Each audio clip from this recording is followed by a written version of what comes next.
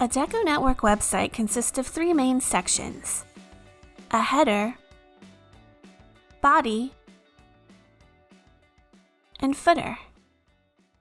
Changes made to your header and footer area are shared across all pages. Changes made to the body area are for the page you're currently editing only. Content is constructed with rows and columns.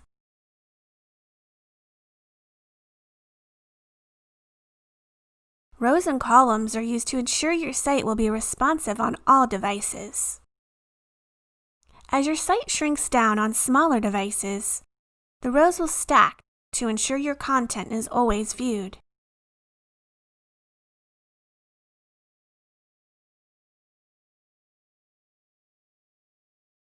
The width and height of your rows and columns can be easily adjusted to modify the layout of your website. To adjust the height of your row, simply select and drag the row on screen.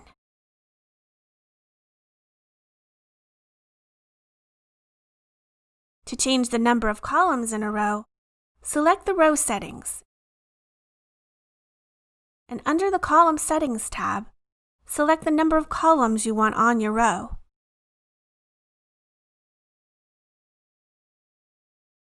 To resize columns, move your mouse cursor between columns and drag to resize.